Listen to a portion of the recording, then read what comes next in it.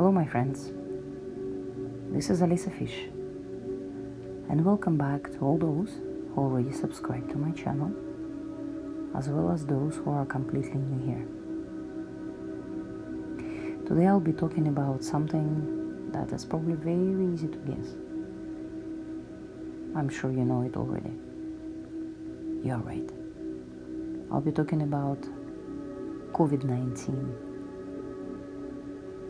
or coronavirus, another type of SARS that's mostly affect our respiratory organs, which is throat and bronchs and lungs as well. Quite dangerous, especially for older generation, people over 50, as well as people who have a long history of lung diseases, as well as diabetes, and people with a weak immune system. For some reason, and it's a fact, that it doesn't affect little babies and small kids. There are 0 cases that show that any children being infected so far, which is good news. On the other hand, a lot of older people, older population, are very open to get it, and much higher chance of death.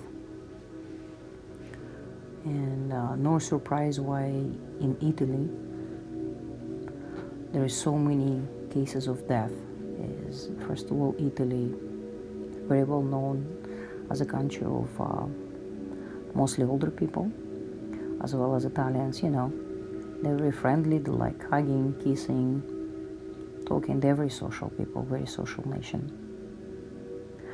But anyway, some of you might ask me why in Witchcraft Esoteric and Spirituality channel I decide to talk about viruses and what does have to do with spirituality. Now my answer on that will be this one. First of all, everything in this world, in the universe, in our life is connected. Everything. Whether you believe it or not. Each time we think about something, we reflect and affect our destiny and sometimes destiny of others. Sometimes it's called collective consciousness. But I want to talk about something much, much bigger than just collective subconscious. And furthermore, I will be talking about where this virus came from first. As the media tells us that coronavirus appeared first back in 2019 in December in the city of Wuhan in China, and it started to spread. It began its spreading at the wet market, or another way, a wild animals market, where they sell all kind of living beings, sentient beings, as bats, snakes, dogs, cats, rats, foxes, and many other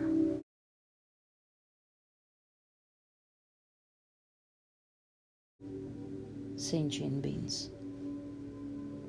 It's not a surprise that it started from there, because people there have no appreciation of other species' lives, and overall animals for people in Asia, in China, Korea, Vietnam, and so on, like a trash, like a commodity, like something that's so insignificant, that has no feelings, that you can kill, trash, torture, it doesn't matter, without remorse. I'm not saying here in the Western society we are different.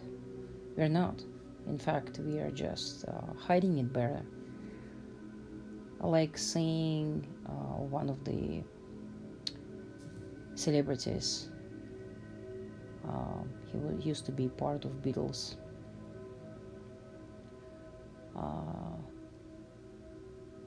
He said that if the slaughterhouses had a glass wall, everybody would go vegetarian or slash vegan. That was Paul McCartney. My opinion on that is it's a time to pay the price. What's happening right now, we are all paying price. And this planet is cleaning itself, whether we want it or not. Whether we are sad, whether we think that it's not our fault and we're not part of this chain, of the consumer's chain, of the chain where we support animal slaughtering, animals torture, lab testing. Whether we are or we're not wearing leather shoes or leather belts or fur jackets and so on. My opinion that this planet right now, it's in a deep cleansing mode, in the catharsis. And even if you say that, oh yeah, sure, that's probably, the virus been developed in the lab and then it's been spread, so, that the markets go down and we're gonna see another recession. Just the other day on the news, they were talking about the recession is gonna be so bad as it was back in 1940 during the last war, the World War II. My spiritual view on all this, that's it's a cycle of karma where eventually we all have to pay for what we did, or another way we reap what we saw. And every single stitch that we made on this planet, on the body of this planet, we're gonna pay the price. At some point, some time ago, I wasn't vegan, and I didn't think 5-6 years back that I'm gonna come to this point where I'm gonna become not only spiritual, but I'm gonna be so affectionate to other living beings. I always loved animals, in fact, animals and nature and all that stuff, but I never felt so in deep connection with the whole universe, with all the nature, with every single species. And I think the coronavirus will not only teach us a lesson once and for all, just like SARS did or didn't, just like swine flu did or didn't, just like chicken flu did or didn't, or bird flu. People still don't get a lesson that instead of looking for a way of survive and looking for an antidote, or scientists looking for a breakthrough to find a cure for corona or COVID-19, and they still do horrible testing behind the closed doors on animals and all those poor monkeys and chimps and bunnies and guinea pigs and what's not. While animals are dying, suffering, we're trying to find a cure. But the cure is so clear, is we should stop torturing other living beings and let them be. Let them live in peace. Let them live with their families, with their babies. Leave them alone. It doesn't matter, wild animals or farm animals. Farm animals are, as long as we're gonna stop producing them, eventually there are gonna be only a few of them. And I think I'm not trying to find a cure for that, and I'm not trying to be here a scientist or pretend that I'm super smart, but I think the cure is so simple. We should stop torturing all living, breathing beings around us, because they also have a fair rights to live, to enjoy their life, to raise their babies, to look at the sky, not at the slaughterhouse and not at the walls of the farms and nasty, dirty, polluted farms. And I think it's a wake-up call for entire planet right now as we go through the transition, planetary transition, spiritual transition, karmic transition for our planet. This is a wake-up call for us to look around and to stop being so selfish and to stop thinking from our stomach and by our guts, and to stop making decisions based on our taste buds and based out of our comfort only, and come out of that comfort zone and look at what we've done. And we've done horrible things to this planet, to the nature, to the living beings around us. Everything suffers because of us. Water and air and forest and animals around us, everything. And I think this is one of the late wake-up calls, because even if most of us, and I believe most of us, will survive, in fact, this virus, although it's mutating and it's affecting mostly older population, we don't know what's going to happen in the long run. As I was watching one of the news from my back home country, Russia, one of the scientists said, from Ministry of Health, he said that about 80 or 90,000 people in China who got sick and who were so far getting better, within a year they might develop a lung fibrosis. That means when your lungs become almost like a burned rubber. So that's what's happening, right? This is what's happening, and this is the reality.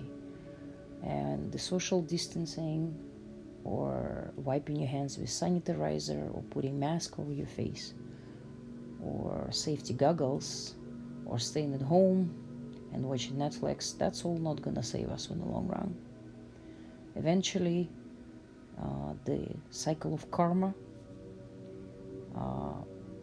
the forces of this planet, the forces of this universe, will make us pay the price for all the pain and suffering that we're creating. And I think this is very serious for not only people in China or people in Italy or countries where the mostly cases of death. I think it's a wake up for everybody, wake up call, where we have to unite as a nation, even though we have social distancing right now. The most horrible virus is a virus of selfishness, and a virus of ignorance, and a virus of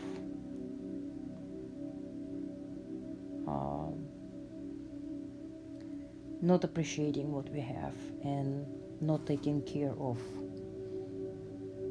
our home, Earth, our planet, of the living beings that share in this planet with us.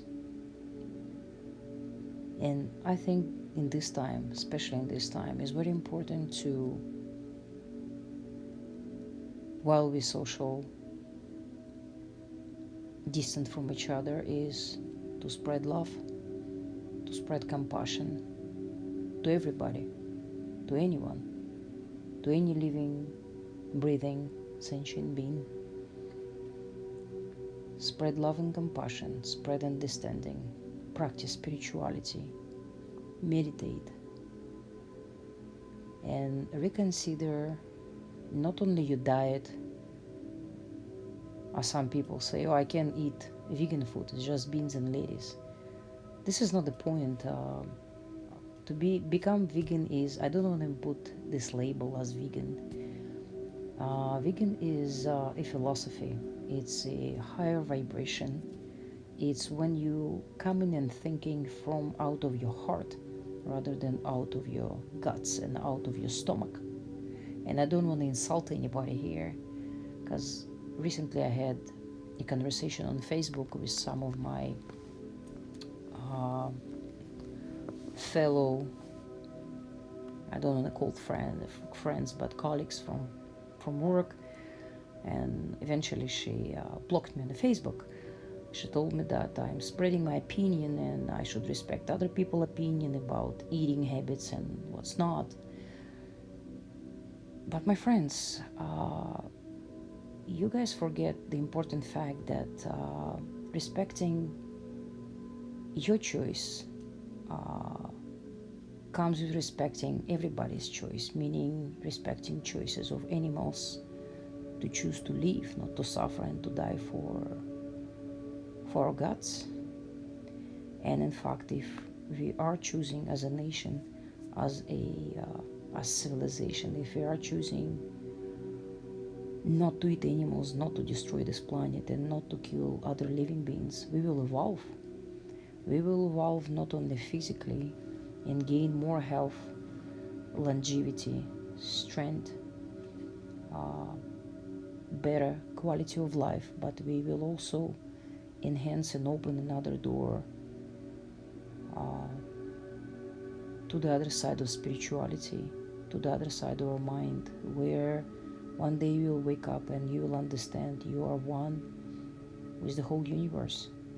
You are one with a tree, you are one with a bird on that tree, you are one with a little caterpillar, you are one with a little coyote that are howling at night, you are one with the moon, and we're all part of each other. And it goes without saying, if you wouldn't eat somebody from your species, like you wouldn't eat another human, why would you eat another animal? Because the only difference is in appearance. Animals have souls, they have feelings, they have a compassion. In fact, they are more compassionate sometimes than humans are. Animals have feelings. They can feel pain, they can feel sadness, they can be depressed. And we only know so far about the dogs and cats and sometimes horses. But people who own other animals like bunnies and domestic pigs and what's not, other countries, people can have other animals. Sometimes they have coyotes, sometimes they have wolves they've been rescued, sometimes they have bears, like back home. A guy saved a little bear cub because his mom was hunted down, and this bear became huge, big, majestic bear, and the two live together like two friends, like two pals. All animals have feelings, and I think it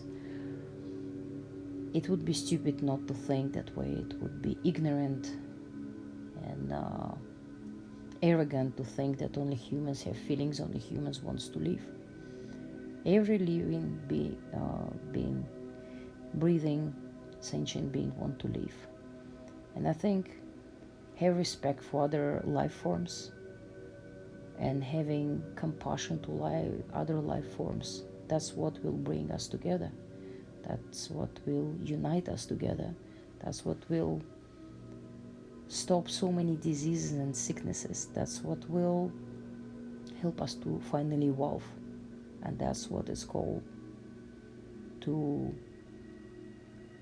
being civilized, not to live like in a cave time by killing and eating other living beings. So that's my not only opinion, but that's my view. I don't want to call it opinion because this is more than opinion. This is a philosophy, and it goes deep back to the not only my ancestors but all of our ancestors, where we pray to the sky and we believed in many gods and we used to respect other life forms. So hopefully you guys stay healthy and safe or isolations.